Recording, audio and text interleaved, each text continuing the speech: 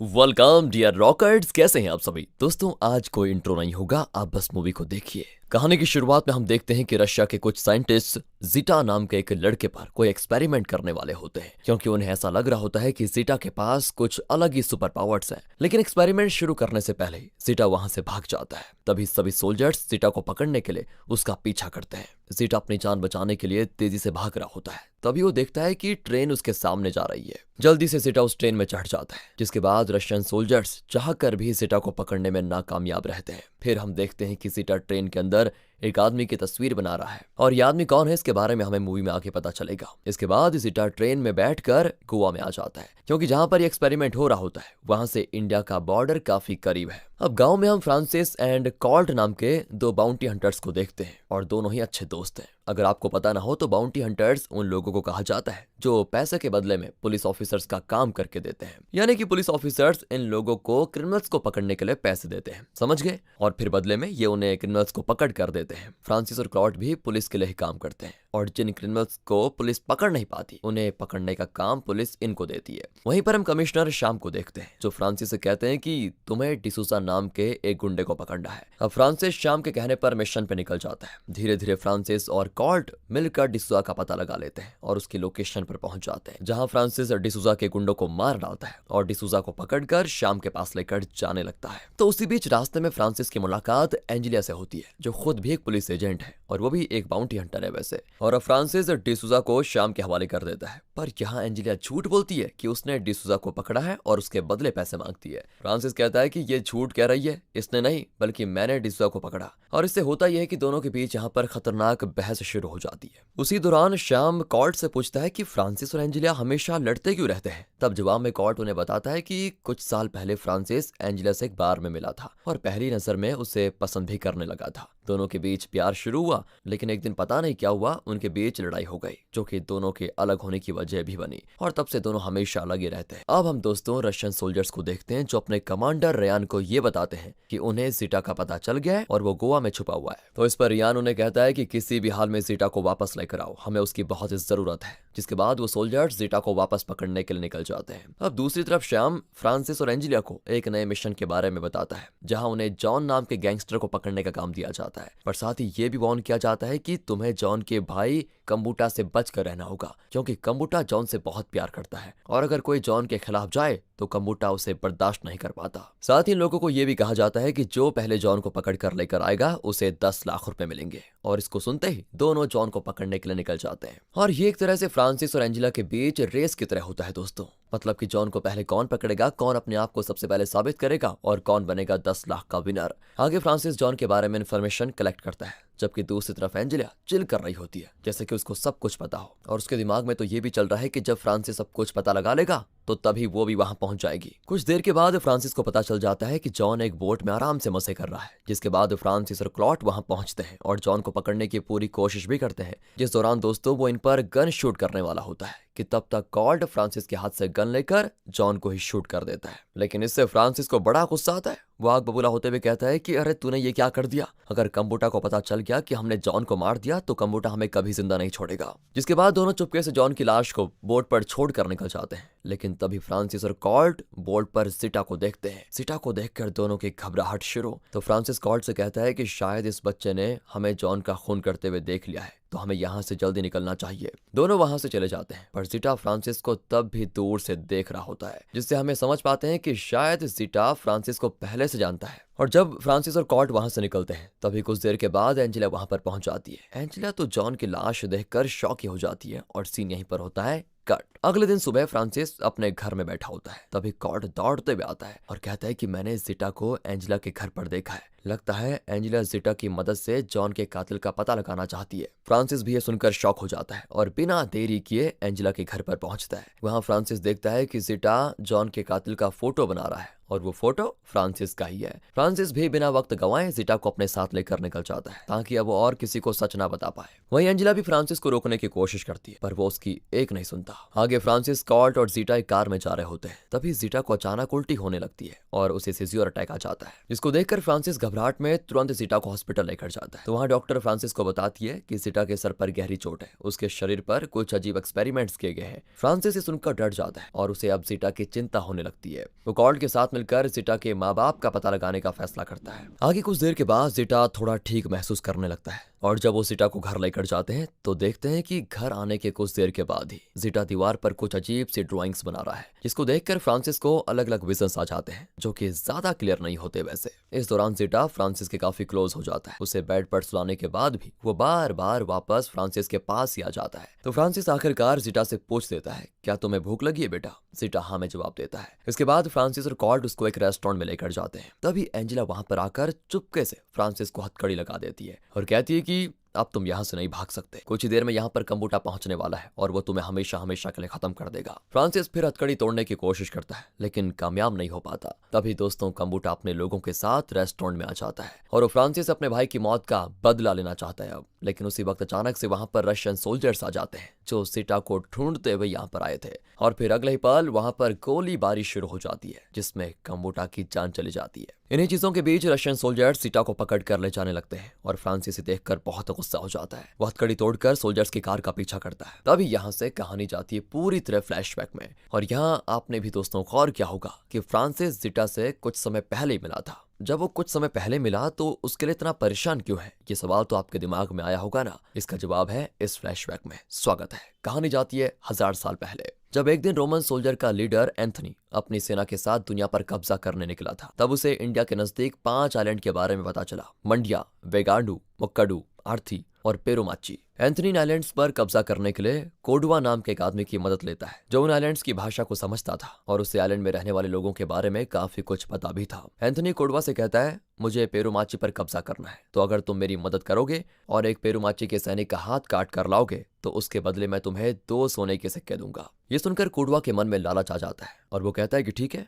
मैं आपको 100 सैनिकों के हाथ काट कर ला के दूंगा, एक नहीं। फिर कोडवा अपनी पत्नी और बेटे के साथ पेरुमाची आ जाता है और कोडवे के बेटे का नाम जीटा होता है दोस्तों, जीटा। जिसके बाद कोडवा पेरुमाची के सरदार सिंघा से जाकर कहता है कि हमारे राज्य में कुछ मेहमान आए हैं और उन्हें बोट बनाने के लिए 100 लोगों की जरूरत है, इसलिए वो लोग आपकी सेना के 100 लोगों को अपने साथ ले जाना चाहते हैं और मुझे यकीन है आप उनकी मदद जरूर करोगे। अब सिंघा कोडवा की बातों में आकर दोस्तों अपने 100 सैनिक कोडवा के साथ भेज देता है, लेकिन कोडवा यहाँ सिंघा को धोखा देकर उन सभी से बड़ी चालाकी से अपने लोगों की मदद से सभी सैनिकों को बेरहमी से मार डालता है और इस तरह कोडवा एंथनी के पास लेकर जाता है 100 सैनिकों के हाथ को जो उसने काट दिए थे। तो एंथनी कोडवा से खुश होकर उसे 200 सोने के सिक्के देता है, यानी कि एक हाथ पर 2 सोने के सिक्के, तो 100 हाथ पे 200। फिर अगले दिन कोडवा फिर से सिंघा से जाकर झूठ कहता है कि बोट बनाने के लिए हमें और 100 सैनिकों की जरूरत पड़ेगी, जिसके बाद सिंघा वापस से अपने 100 सैनिक कोडवा के साथ भेज देता है। लेकिन इस बार जब कोडवा उन सैनिकों को मारने वाला होता है तभी रघु नाम का एक सैनिक कोडवा से कहता है कि इस बार तुम्हारी चाल नहीं चलेगी और पिछली रात तुमने धोखे से हमारे सैनिकों को मार डाला था,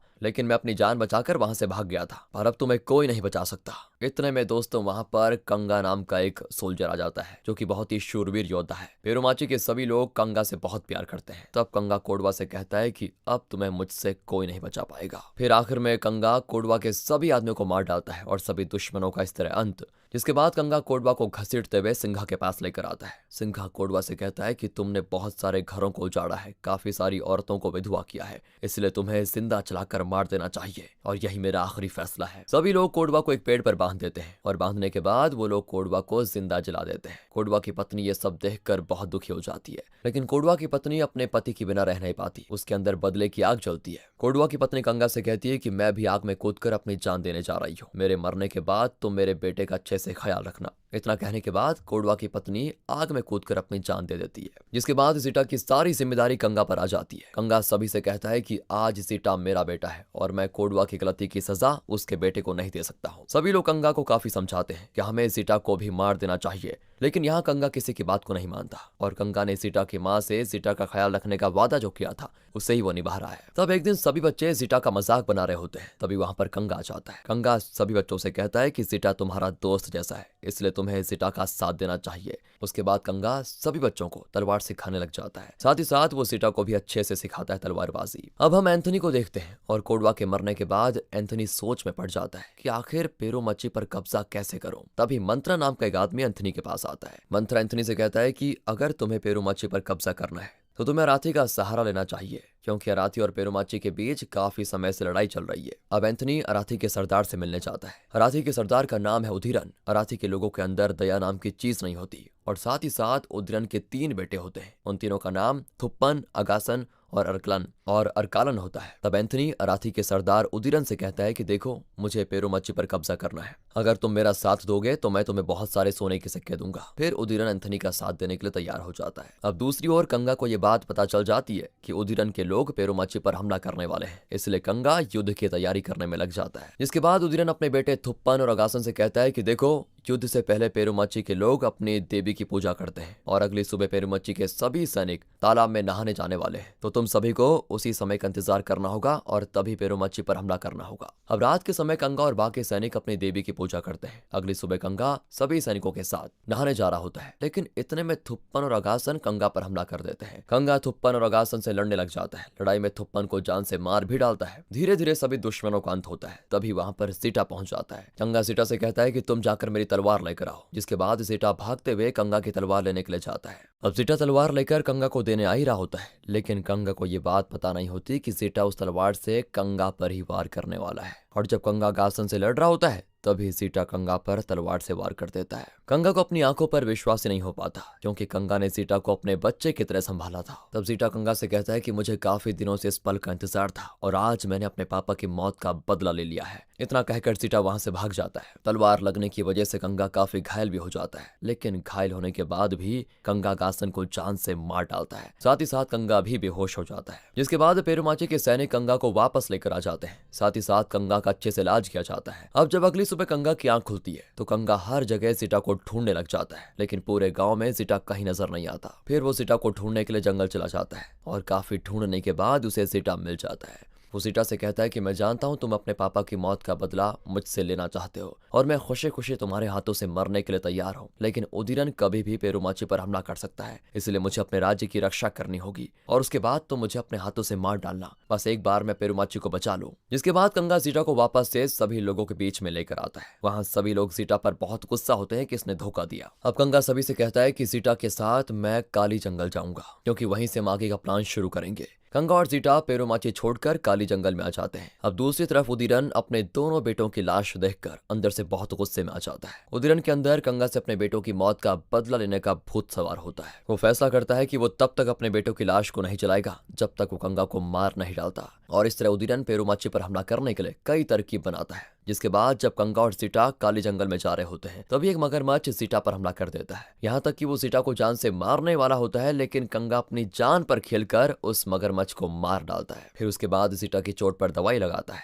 यानी कि कंगा सीटा का ध्यान एक बाप की तरह रख रहा था। कंगा को सीटा से काफी ज्यादा लगाव हो जाता है, लेकिन अभी भी सीटा को अपने बाप की बहुत याद आ जाती है। कंगा भी सीटा के माँ बाप की मौत का जिम्मेदार खुद को ही मानता है। अब यहाँ से एंथनी को देखते हैं। एंथनी उदीरन से गुस्से में कहता है कि तुम्हारे सारे बेटे एक नंबर के निकम्मे हैं और मुझे तुम्हारी मदद की कोई जरूरत ही नहीं है। ये सुनकर उदीरन एंथनी पर बहुत गुस्सा हो जाता है और एंथनी को जान से मार डालता है। जिसके बाद उदीरन अपने बेटे अरकलन को पेरुमाची पर हमला करने के लिए भेज देता है। अब सिंघा दोस्तों अपने सभी सैनिक से तैयार रहने के लिए कहता है, क्योंकि उदीरन कभी भी पेरुमाची पर हमला कर सकता है। तभी कुछ लड़कियां सिंघा से कहती है कि हम जंगल में सूखी लकड़ी लेने के लिए जा रहे हैं। सिंघा उन लड़कियों से कहता है कि तुम लोग संभल कर जंगल में जाना, क्योंकि जंगल में काफी कोहरा है इस समय। फिर सभी जंगल में लकड़ी लेने के लिए चले जाते हैं, पर रास्ते में अरकलन उन लड़कियों पर हमला कर देता है। यहाँ तक कि कुछ लड़कियों को जान से भी मार डालता है, लेकिन वो लड़कियां डरती नहीं। सभी लड़कियां मिलकर अरकलन के सैनिकों से लड़ जाती है, और उन लड़कियों को लड़ना दोस्तों कंगा ने सिखाया था। वो लड़कियां एक एक करके अरकलन के सभी सैनिकों को मार डालती है। साथ ही साथ वो लड़कियां मिलकर